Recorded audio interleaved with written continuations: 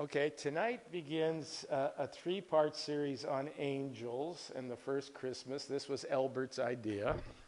But then I passed it off on Bill because as Advent got closer, I was like, oh my gosh, I have too much on my plate. Yeah, he like going to the owner's box in Vegas. In any case, so it's going to be a series of three classes. The first class tonight is going to be on angels in general, with specific examples from a number of the major religions. Next week, I'll be focusing on the angel Gabriel's pre-Christmas visitations to Zechariah, Mary, and Joseph. The latter two are usually known as the Annunciation. And then week three, Albert will continue on. Talk about the concept of understanding of celestial beings and the role of, or the concept of divinity in Christmas. Okay. Yeah, we weren't quite sure where the third one was going, but it'll go somewhere. Okay. So I'm going to start the evening sort of backwards. Usually we have a little discussion at the end. I'm going to start with some at the beginning, and I'm going to ask you a question. How many of you believe in angels? And if you do, what does that mean? And if not, why? Are angels real? And we'll share some thoughts. Anyone want to? Let's start with the tolls.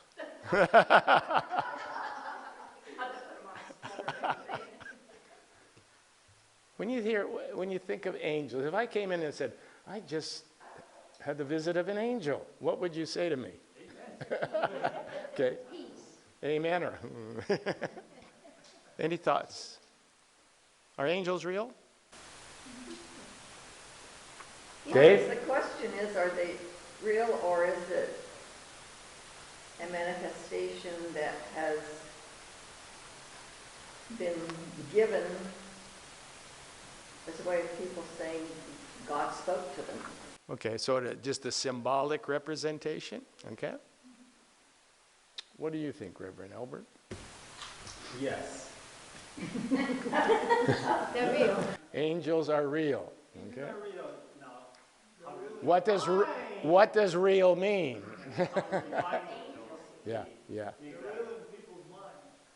Okay, that's what my scientist friend Jerry Clifford told me today. He said, yeah, the idea is real, but the objective reality is not objectively real. It's an interesting question if you really think at it in depth. What is reality? Is reality only something out there, or do we participate in it? Are our thoughts and our images not real? Interesting question. What do you think, Beverly? We have a private joke. As long as he doesn't call me Saint Barbara. I think there are times that individuals have come into my life that feels like that was an angel, somebody that showed me a path or gave me an alternative or comforted me. Okay. Those are my angels. Whether they're coming, I don't know. Okay. Anyone else want to? But why would they be described and given such a place in the Bible? Yeah, not only in the Bible, as we'll see, but every major religion has angels. Like I said, we're going to take a tour, and you're going to probably know more. You might get some Jeopardy questions out of this. So, I think, to me, angels are a symbol of peace and serenity. Okay, symbols of peace and serenity. Okay. Any other thoughts before we launch in? Okay. Let's look at just some etymology. I always like to look at words. The word angel derives in modern English from the Old English engel, hard G, and the Old French angel. How'd you like that? Angel. Both of these derive from Latin, the angelus, which in turn was borrowed from late Greek, the angelos, which literally means messenger. According to the Dutch linguist R.S.P. Beeks, and I'm sure you're all familiar with his work, angelos itself may be borrowed from the late Persian word angaros, which is a Persian for a mounted courier. That, given what I'm going to say shortly, that might make some sense. So, in both the Greek translation of the Hebrew Bible and the Latin Vulgate, we find angelos as rendering for the Hebrew term melake, also meaning messenger. So the word has a lot of etymological history. A lot of people, I find words fascinating, to trace their history, because words have a history. Words change their meaning.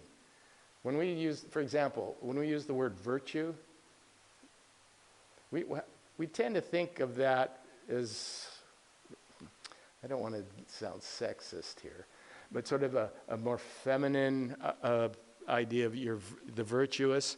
Virtue meant strength and power in Latin. It was used for a Roman warrior.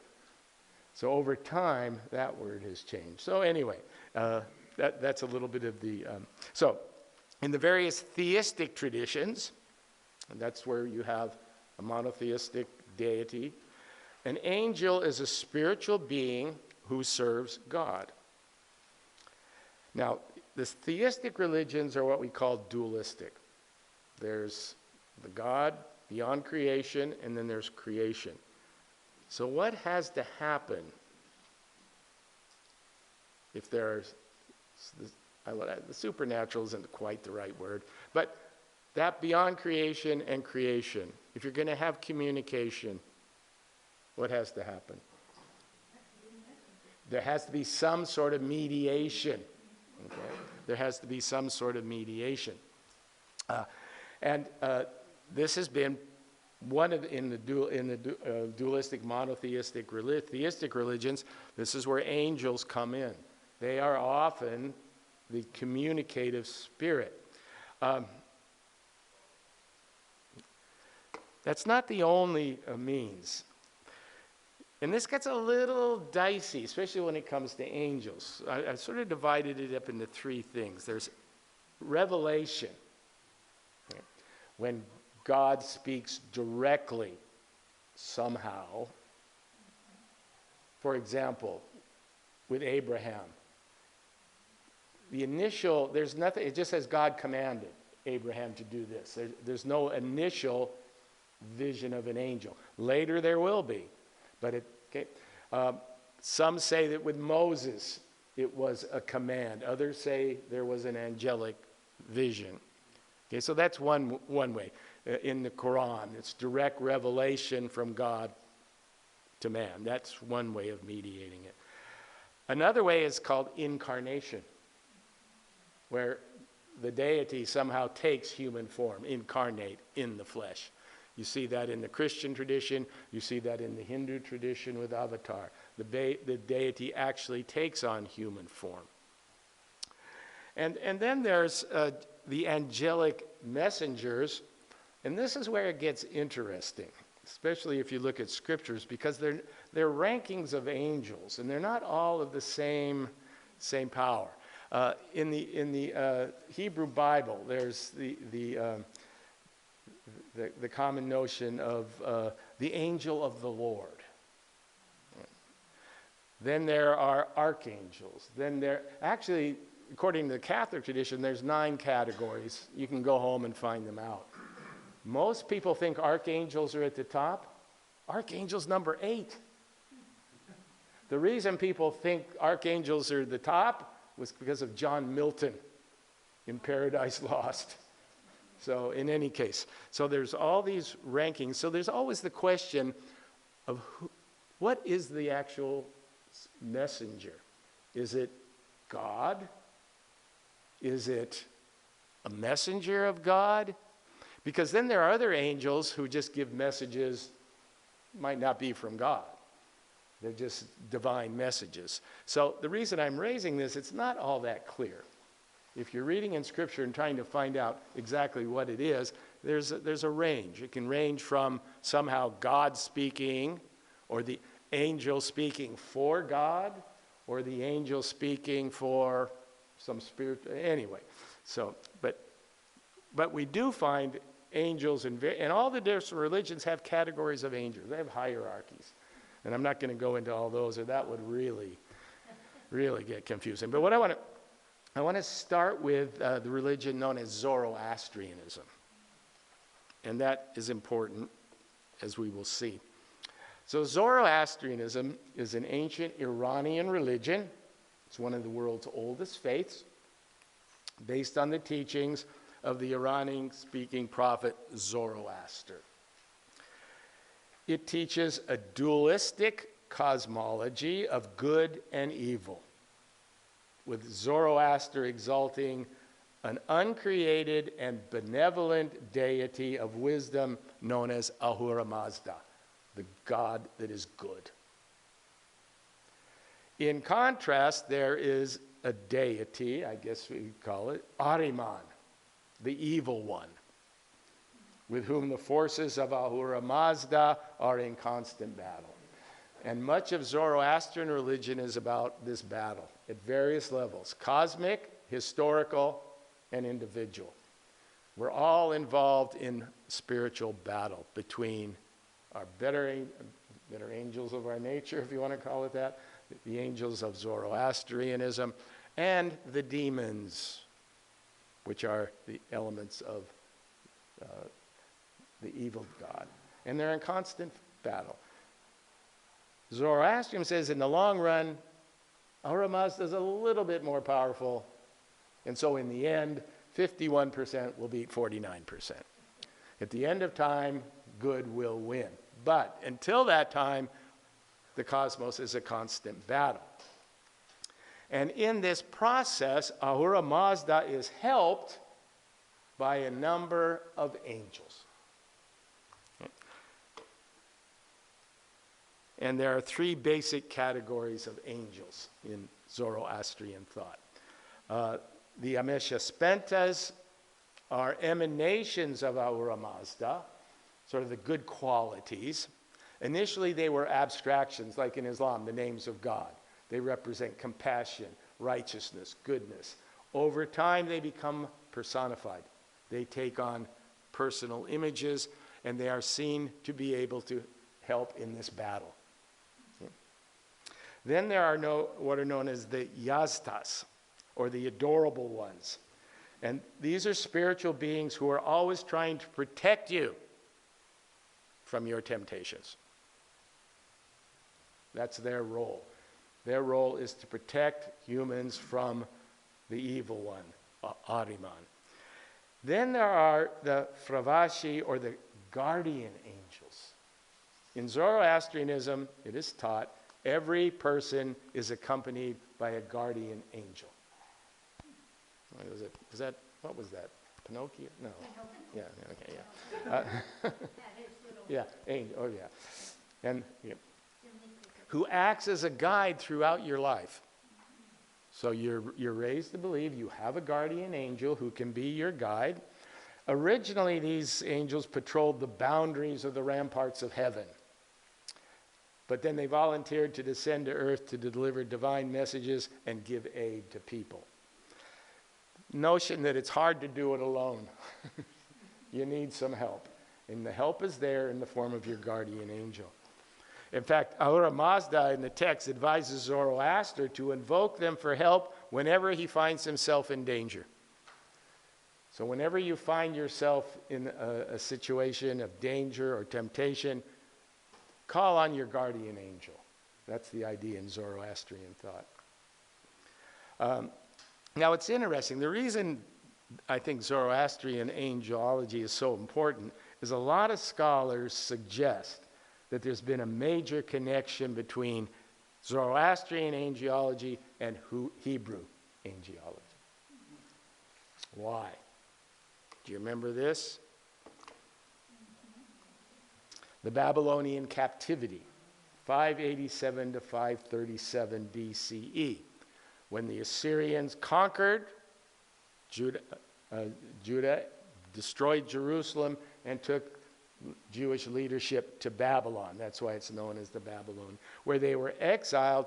And and they were there for about 50 years. They came into contact, as you might think, with Zoroastrian religious thought. They were eventually released after Cyrus, the Persian king, conquered Assyria, let them come back. But it's likely that they brought a lot of those ideas back, because we know that the Jewish text, what we call the Hebrew Bible, was created or written down after the Babylonian captivity. A lot of people don't realize that. It's after they came back that these were set down in terms of texts. So there probably is an impact here in terms of the experience of the Jewish people with their understanding of angels through Zoroastrianism. So angels appear widely throughout Hebrew literature. They're categorized into hierarchies ranging from the angel of the Lord to the cherubim, all sorts of, you've heard of the cherubim, these little pudgy little angels. And actually, the pudgy little angel, cherubim, had they were the guardians of Eden, by the way. Do you see them there? So they were chubby, but they could carry, they could carry a sword. And so there's this whole range. And the general meaning in Hebrew is Malachi means messenger. And thus the higher angels in the early biblical sources deliver specific information or carry out some function. So when we go through these various angelic visitations, they're usually there to either advise or protect or give some sort of communication between the divine and man. So let's take a look at some of the more well-known visitations. So in Genesis, I mentioned this, Abraham is initially called by God. So there's no angel, at least as far as we know. You may ask yourself, well, was it just a voice? Is that an angel? Or does an angel have to be visual? Generally, it's not an angelic visitation because there wasn't any visual aspect. But he will later, that's Abraham, experience a number of visitations by angels. There's the famous story of Abraham and the 3 angels. It tells how Abraham was living with his wife, Sarah. One day, while he's sitting outside his tent, he saw in the distance 3 men, or what he thinks are men, walking towards him. Now, this is interesting because they will later turn out to be angels, but what form are they in? Men. So this can be an angelic visitation that is very incarnate, or appears incarnate. It's not some, at least in this case. So he runs towards them, invites them to come and rest in his tent. Even though they were strangers, he shows them hospitality, which is a very Middle Eastern thing to do. If you've ever been in the Middle East, hospitality is one of the highest virtues. In any case, he had water brought to them so that they could wash their feet. He asked Sarah to prepare food, and she said, you prepare. No. No, I got to stick with history. And at the end of their visit, they told him that in 1 year, Sarah would give birth to a baby boy. Now, Sarah's what? How old is she? She's 90 something? Yeah, okay. Sarah was inside the tent, overheard, and began to laugh, thinking, this can't happen, or even do I want it to happen. In any case, as predicted by the angels, 1 year later, Sarah gave birth to a baby whom they named Isaac, which means, may God smile. May God smile. She laughed, smiled. Yeah, okay. At a later time, Abraham is again confronted by an angelic presence. This time it's a little more serious. In accordance to what he thought was God's order to sacrifice Isaac, he took the boy to the place of sacrifice. We then read in Genesis 22. And they came to the place which God had told him of, and Abraham built an altar there, and laid the wood in order, and bound Isaac his son, and laid him on the altar upon the wood. And Abraham stretched forth his hand, took the knife to slay his son. And the angel of the Lord called unto him out of heaven and said, Abraham, Abraham, here. And Abraham said, Here am I. And he said, Lay not thy hand upon the lad, neither do thou anything unto him. For now I know that thou fearest God, seeing that thou hast not withheld my son, thy son, from me. Now this raises an interesting question. The angel later tells him not to. Who told him to? That's left sort of rather ambiguous. My friend Mike, the rabbi, says that was his own figment of his own imagination. I mean, that's one interpretation. Another one can be that he's just being tested. In any case, this is where the angel of the Lord appears. Abraham called the name of that place the Mount of the Lord, as it is said to this day. In the mount of the Lord it shall be seen.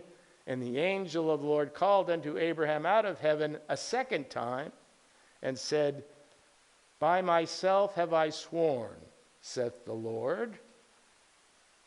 See, this is interesting. The angel is saying this, but he's saying, this is what the Lord is saying. For because thou hast done this thing, and hast not withheld thy son, that in blessing I will bless thee, and in multiplying I will multiply thy seed as the stars of heaven. It's a very difficult story. It's one that has been thought about forever and will continue to be. But the angel of the Lord is the one who says, no. It should be noted that later, the angel appears to Hagar. Who was Hagar? Does anyone remember who Hagar was? The servant of Sarah. Yes, Sarah's servant who invited her in to have Abraham's son because she was too old and barren. Yeah. So why does the angel of the Lord come to Hagar?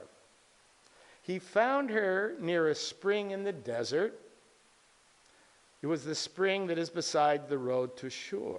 And he said, Hagar, slave of Sarah, where have you come from and where are you going? I'm running away from my mistress Sarah, she answered.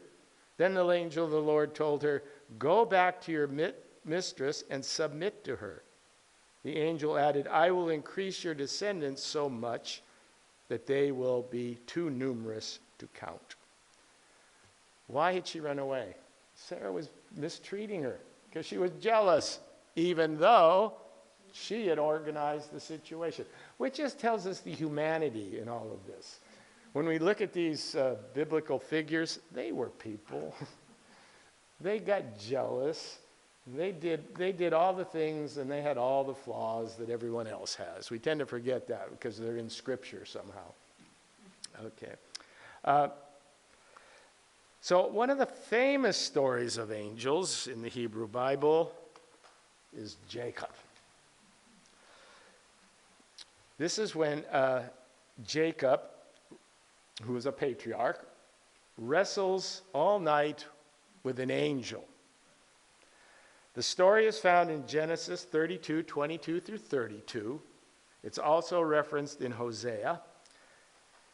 But here we have, again, it's a little bit ambiguous. The angel in question at one point is referred to as a man, and then as God, and then as an angel. And so it's a little bit ambiguous. So here's the text.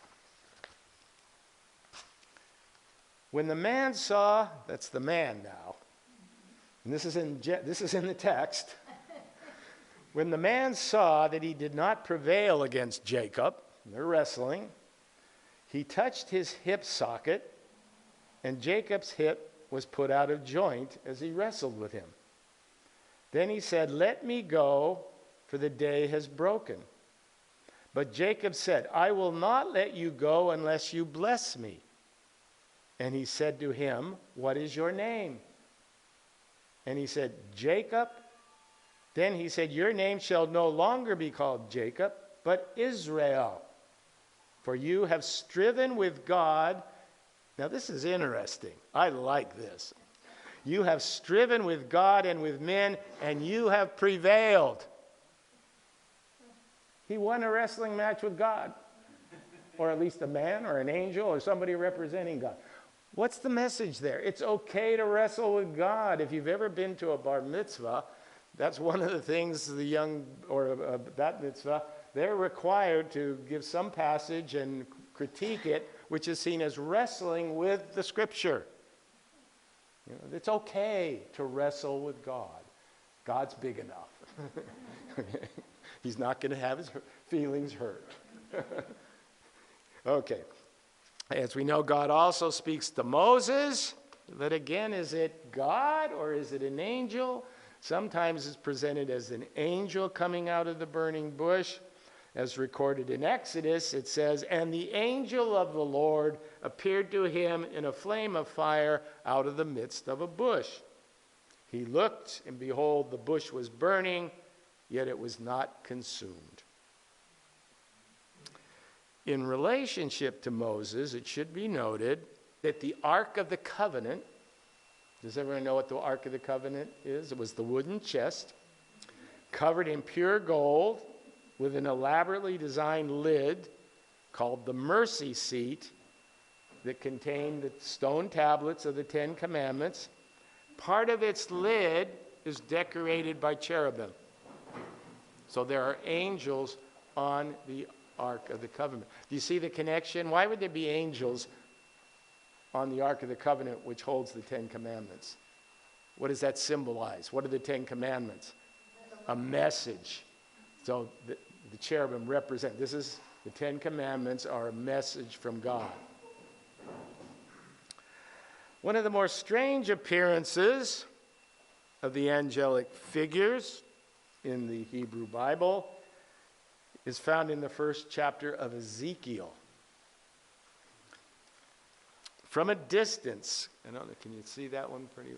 From a distance, Ezekiel sees a storm coming, a great cloud flashing with lightning and fire. So he sees this. This is a vision. He sees something glowing like metal in the midst of this fire. As the cloud approaches, he sees what is inside living beings, later identified as cherubim or angels. That is a famous painting by Raphael, by the way. They have a human form, but have bronze legs, hoof feet, and wings. Each cherub has 4 faces. The face of a bull, the face of a lion, the face of an eagle, and the face of a man. When Ezekiel sees the vision, what does he do? He falls. He falls flat. Then a voice from the throne revives him. A voice. The Spirit enters him. He eats a book. That's symbolic, because then he's sent out to speak the words of Yahweh and stand as a watchman over the house of Israel. That's one of the more elaborate visitations. I mean, that's kind of out there.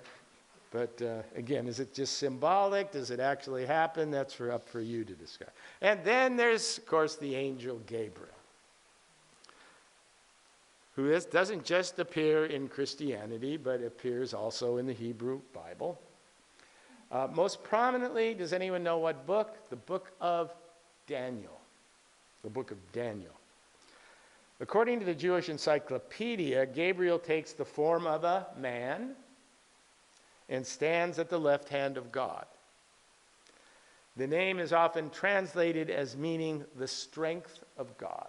That's what Gabriel means. The book of Daniel is a 2nd century BC apocalyptic text. This is interesting, with a 6th century setting. What does that mean? It's written in the 2nd century as if it were the 6th century. Okay? So we know that it was written 4 centuries after the events it's claiming to describe. It's an account of the activities and visions of Daniel, who was a noble Jew exiled at Babylon, and it combines a historical prophecy with a portrayal of the end times, both cosmic and political implications. In the text, Gabriel's main function is that of a revealer. So it's a sort of a revelation. One who explains Daniel's visions to him. Daniel's having all these visions.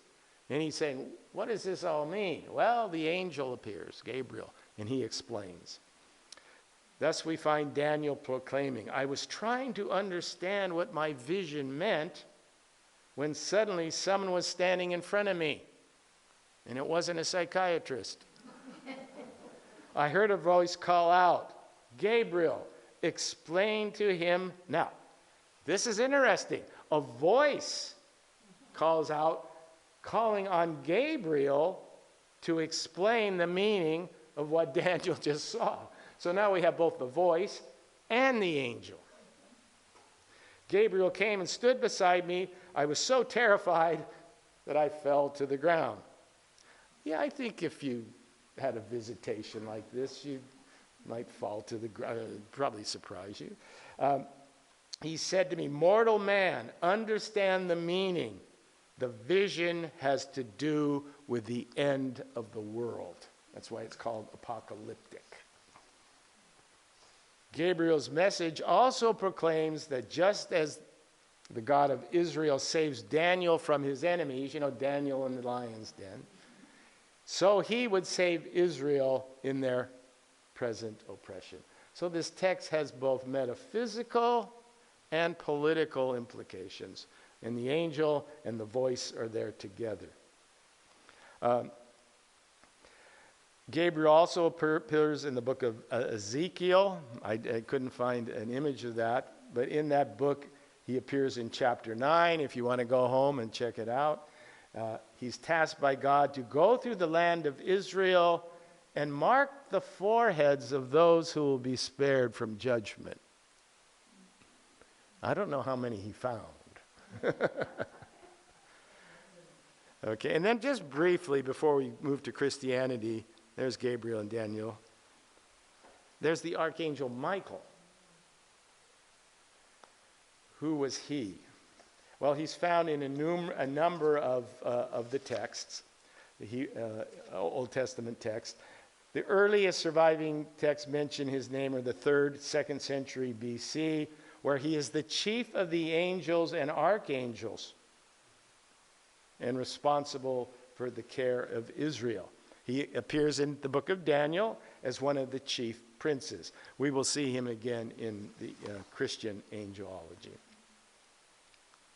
One more Hebrew angel. Who is it? Satan. Satan. Yes, Satan.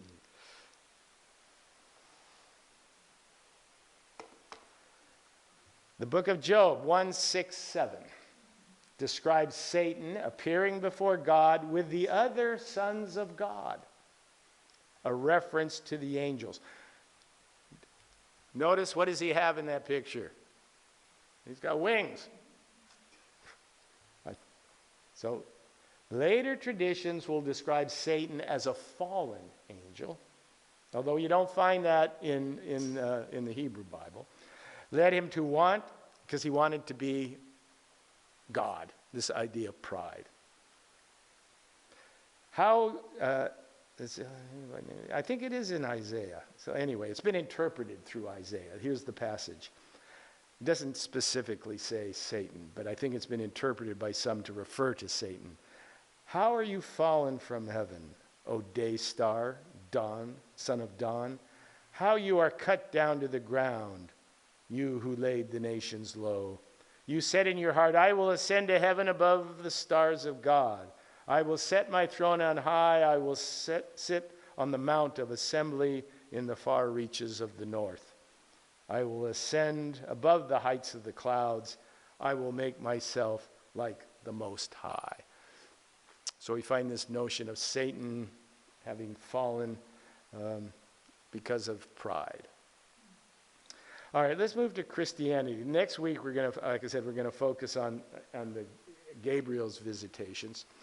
But there are all sorts of other angels appearing throughout the Gospels and in other texts. For example, the angels are at the Nativity, right? You're going to be seeing is Christy doing she's doing the Christmas for the youth. They have the traditional presentation. You'll see shepherds and wise men, and I think this year they're wise women, and and of course there were the angels, and they sing the praises. An angel tells Joseph to flee to Egypt. This is after Jesus is born. Why are they fleeing? Who's after them? Herod. Yeah. An angel helps Jesus in Gethsemane. By the way, this isn't Gabriel, and we don't know. It just says an angel. We don't know who the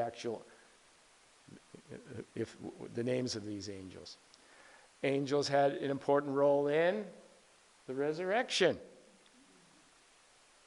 In the Gospel of Matthew, an angel rolled back the stone and told the women that Jesus was risen. In the Gospel of Luke, the women saw angels inside the tomb. So the angels are there. And two angels who look like men appeared to the 11 disciples on the Mount of Olives right after Jesus' ascension into heaven. And there are numerous other examples, and that's your homework. Bring a list of all the angelic visitations you find in the New Testament. Give you one more hint. The angel Michael appears again. This time in a little bit of a different guise. He's seen as a warrior. He appears in Revelation. In Catholic teaching, Saint Michael has four main roles. First role is the leader of the army of God. That's why he appears in Revelation. And the leader of heaven's forces in their triumph over the powers of hell. He's viewed as the angelic model for the virtues of the spiritual warrior. That's the battle within. Okay? We're all involved in a spiritual warfare. That goes all the way back to Zoroastrianism. You'll find it in Islam. It's called jihad. We're all involved in our own spiritual battles to overcome our lower inclinations. Okay.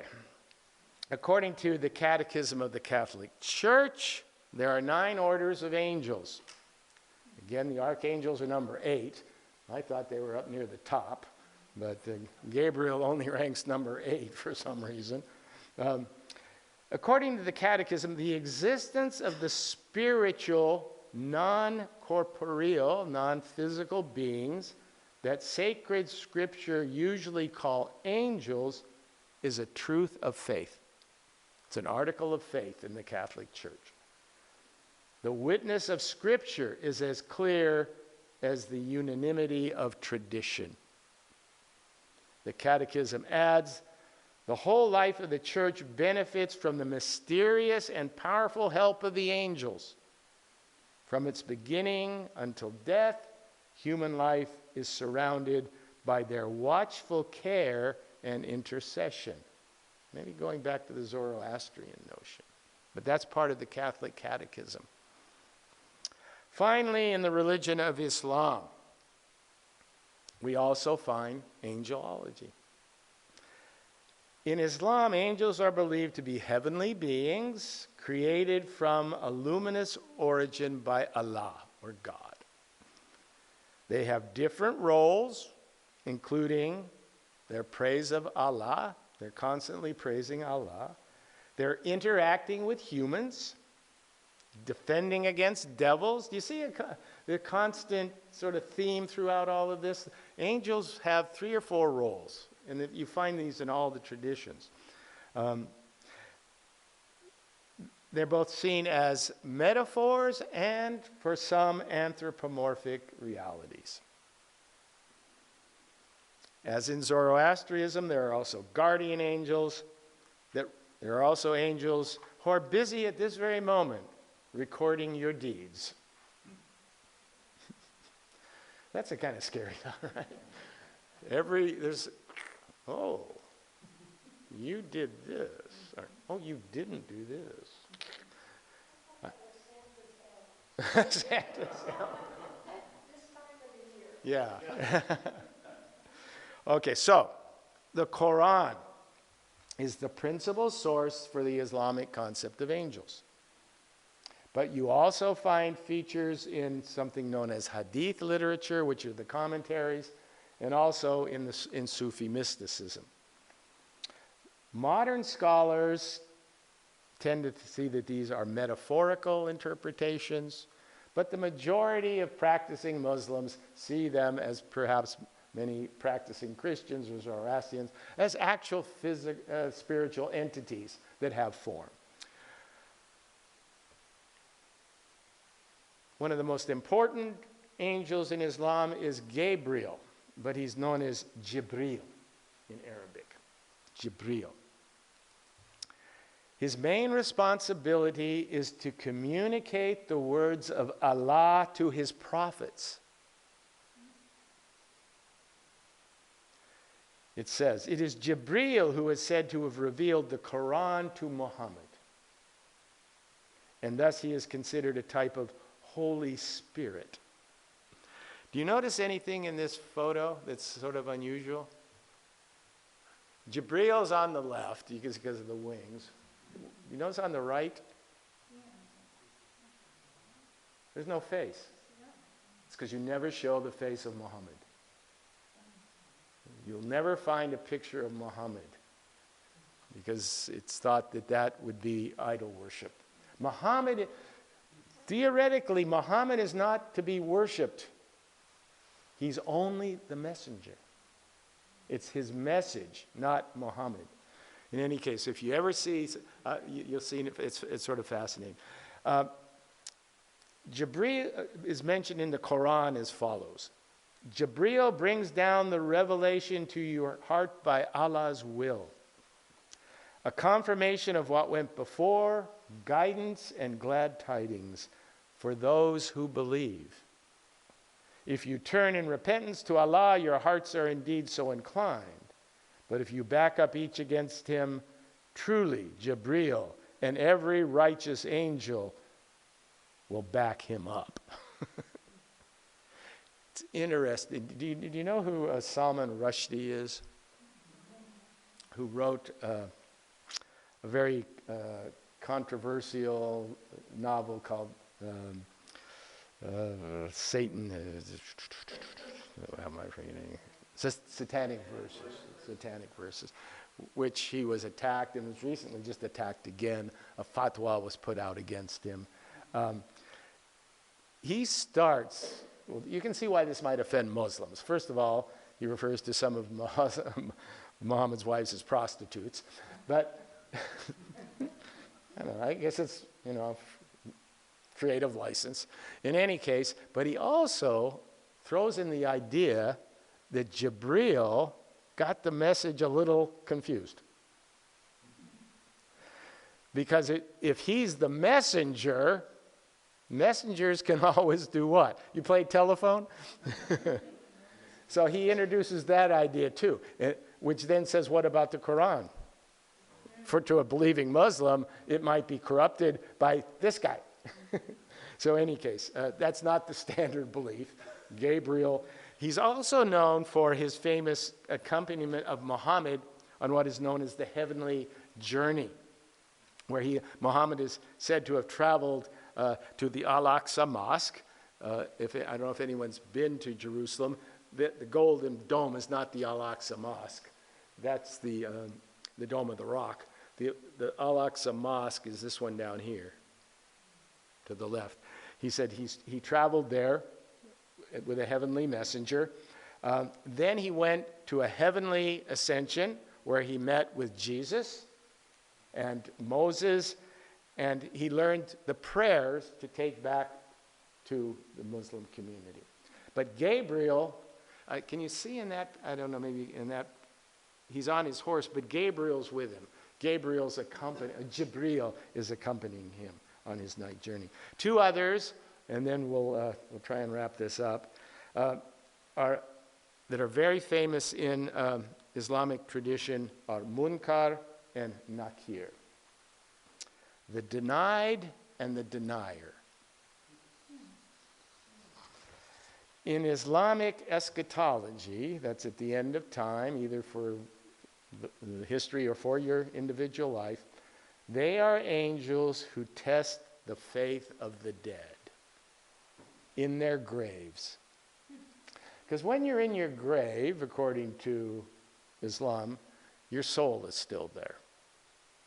And that's what will arise on the day of judgment.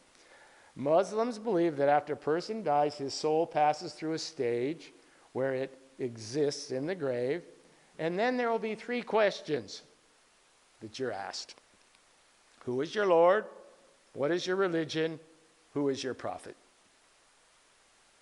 A righteous believer, now this is more orthodox, fundamentalist Islam, which most Muslims, to some degree, at least conservative, let's put it that way, will respond correctly saying their Lord is Allah, that Muhammad is their prophet, and their religion is Islam. Those who do not answer correctly are chastised until the day of judgment. Muslims believe a person will correctly answer the questions not by remembering the answers before death, but by their faith and their deeds. That's sort of the softening part of that. It's not what you say, it's what you do. The scholar E.G. Brown suggested Munkar and Nakir come from the Zoroastrian tradition because they are not found in the Qur'an. And that's important. They're found in hadith. That's the commentaries and the traditions. But often, whenever you hear someone say what is believed in Islam, ask first, is it in the Qur'an? Or was this a later interpretation? Because if it's a later interpretation, well, the range is very wide. Okay, let's conclude our discussion by noting that one can take, and you can see where you rank here, a number of different positions regarding angels. They are figments of the religious imagination. That's my friend Jerry. They are independent, existent spiritual realities. They are metaphors for aspects of the human soul and psyche. And if you have another possibility, you can throw that in. One thing is certain, though. Angels appear in all of these traditions, in many forms, other mythologies around the world. And the idea of a divine messenger and protector is a powerful message. Whether you believe in the existence of angels or not, they are powerful metaphors. They provide inspiration, grace, comfort, a soothing balm against what one poet has called the jagged edges of the world. It's not surprising then that they hold an enduring appeal. Let's finish with a poem by the poet Paul Mapleston. He's a contemporary poet that it's called In the Arms of Angels. My heartfelt cry across the dunes of desert now this shattered sand, yet flowed to silver by touch of moon, still brittle, yes, beneath my hand. And long I walk this sweeping silence, wrapped here close, this cloak of night, devours formless fears of violence, called to memory, dawning light. Your wings I seek, and with them here the embrace of one I know so well, a balm against the bitter tears of roughshod life need to dwell. Within the formless heart of man, the angel now, your own reprise, a cooling breath upon my hand, and glad fire burning within thine eyes. Yet soundless now your words they speak, from soul to heart within this place, and you soothe the blisters from my feet as eternity rests within your face. So that's the feeling of one poet of the impact of an angel. Angels help us, whether they're there or wherever they are. They help us with the rough edges of life. It's the idea that there's more than just you. Or if maybe there's many yous within you. But you can call on something in times of need to give you help and support. Whether it's true or not, who knows? But sometimes you have to judge things by their fruit. If it helps soothe the balm of suffering and pain, why not? So anyway, any thoughts, questions, comments? Next week we'll be looking specifically at Gabriel's visitation to Zechariah, Mary, and Joseph. The latter two are known as the Annunciation. Yeah. What's the significance of the wings? You notice all the pictures you had, the different religions, angels had wings. What would you say? I mean, what does anyone think? What do wings do? They fly. Yeah, they fly. They raise you up on eagle's wings. It's, again, in many of the concepts of angel or angelic figures, is the role of being the mediator or the messenger. And the thing with the wings, you have specific descriptions of the cherubims and the cherubims that have wings. There's descriptions in the Torah as well as Isaiah. The cherubims would have 3 pairs of wings, so the 6 wings. So it's not just 2 wings. It's like flies have 4 wings. Many wings. But the whole idea with the wings is that the angels are able to transcend, to be able to carry the message or somehow. And also the idea of rising up from your physical reality to your spiritual reality.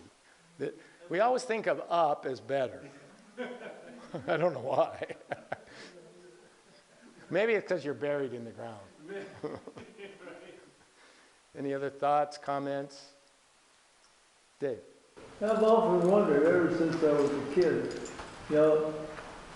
Satan and the devil are a fallen angel, which corrupt us. And, if God's all powerful, why does he allow a devil to influence us? That never made sense to me. You're going to have to wait till the final judgment to ask that. I can't. It's a good question. It's a question that probably troubles everyone who's thought deeply about it. It's the basic question that we looked at in Job. Why is there evil? And there have been all sorts of reflections, tomes of books written about it, but I don't think anybody has come up with a final answer. I think that's just our idea of why there's evil and why there's problems in the world. Yeah. So they got to blame it on somebody. Yeah, blame, please. We can't take it to blame ourselves. We got to blame it on somebody. So the devil is somebody to blame for it. Skip Wilson. Yeah. The devil may be Wasn't that? Flip Wilson. Well, I got half of it right. Come on, 50% isn't bad. Yes. No. I've always kind of had a question. You kind of alluded to it, that in the casket, they're waiting till Judgment Day. And we hear that when somebody dies, they're in a better place, like right now. Mm-hmm. And yet, you wait till Judgment Day? Well, my reading is originally the idea is that judgment will take place with the resurrection. Over time, that sort of got changed into judgment takes place after you die immediately.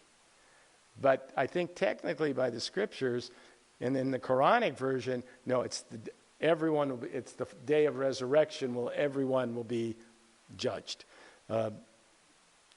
So I think most people tend to think that they die, and then if they believe in judgment, it's going to happen within the next 24 hours. But the only thing, when you think, it's a pretty long line. You know how many people die every day? Seriously. It's hundreds of thousands. Hundreds of thousands of people are dying every day. There's a person, like 5 people dying every second. Trouble is, there's 7 being born. I know, there's trouble, but that's why the population continues to go up. But yeah, that's an interesting question. Most people think, but the traditional view was that there would be a day of resurrection. At least that's how I understand it. When everyone, but even then, and Luther used to say, if I can just sneak in the side door and not be noticed. Because, the idea, because I think if we're honest, the idea of judgment isn't something we like. I often say, how would you feel if I said, come over to my house, we're going to have a party, and oh, by the way, I've got a video, and it's everything you've ever done and thought, and we're going to show it to everyone. How would you feel? Good? No. Because why would you feel bad? Because we don't like being judged. We don't want to. That's why somebody say we all wear, to some degree, masks. Basically, and I tried to get that across in my sermon, it's that fear. And the message of Advent, as far as I'm concerned, is you don't have to fear, because you have grace. Okay? No matter what you've done, as long as you've admitted it, faced it, it's okay. If you don't have that, then you're probably, if you're really on, you're going to be like Luther. Luther was an Augustinian monk. He was, and we know this from the records, he was, what would we call it? He was confessing 5 times a day. He was always going to his confessor in the monastery. I just did this. I just thought this. I just did this. I just thought that. Compulsive confessing. At a certain point, his confessor said, "Shut up. You're forgiven." Well, I don't know if he said that, but he did have a spiritual advisor who then suggested, what is the message? Luther says, I always saw Jesus as my judge until I realized he was my Savior. And that's that thing we play with, that our guilt. I mean, I think some people thought maybe I went too far into guilt on the sermon. But Advent was always, if you look at it, was about dealing with guilt. It was fasting. It was penitence. We've forgotten a lot of that. We tend to look at just forward. And we should look forward to hope. But that was always part of it. And I think it was part of it because it is a human reality which people find difficult to deal with and often don't deal with and repress it. The other thing is to then project it outwards. Blame. In any case, I don't know if that answered the question, but I think there's always been this double view of what it means. In Islam, definitely, everyone's in the grave until the day of resurrection. Unless you're a Sufi and then you have mystical visions of what that means. So, any comments there, Albert, about the... You're exactly right. The Orthodox traditional doctrine of the Day of Judgment is that when we die, we are in that state of death, and that everything happens at one time. All the resurrections happen on the Day of Judgment or the Day of Resurrection.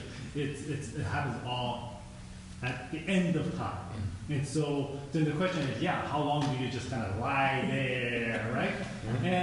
But then the concept is, or the understanding is, for the one who dies, it's like going to sleep.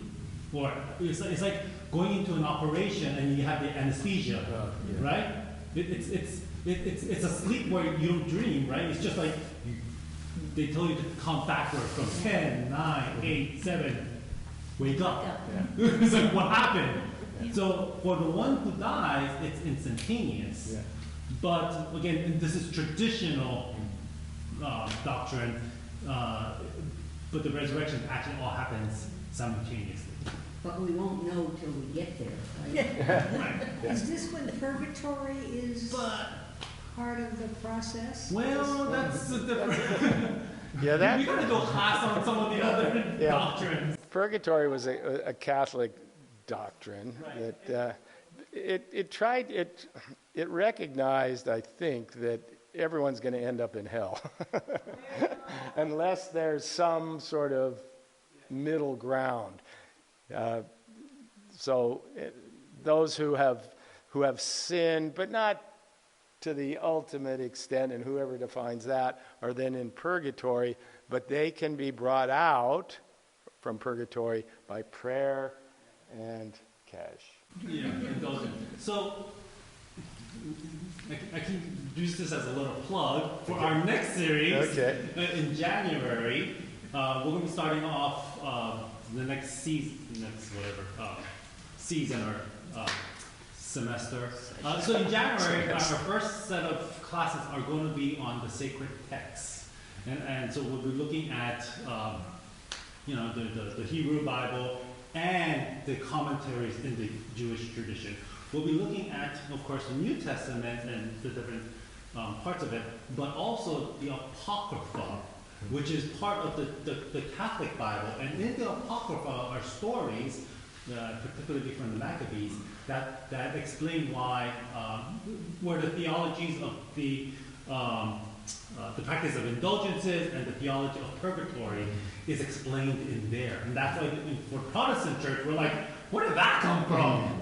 But it's in the Apocrypha, which is part of the Catholic Bible. Or you can just read C.S. Lewis. Oh, you can do that too. But So we'll be looking at all of that. We'll also be looking at the Qur'an and then some of the other supporting commentaries in the Islamic tradition, and then of course the Hindu scriptures. That's all. These traditions have their texts, but then they have expanding literature, which are usually referred to as commentaries, because texts need to be what? Interpreted. Any text needs to be interpreted. So we'll be dealing with that. And a lot of these theologies, believe it or not, are not necessarily, a lot of them are not really grounded in the sacred text. It's the commentaries that these other theologies come out of. The classic example in Islam are the virgins in heaven, the 77. That comes out of Hadith tradition. There is reference in the Quran to heavenly guides, but but someone then, some heavenly guide. What would be a heavenly guide for me? So over time, and it's important to realize this, the religious traditions, there's the sacred text, but there are other commentaries, and sometimes they're given more weight than the original text. Okay, thanks for coming. It's time to go, and we'll see you next time with the Annunciations.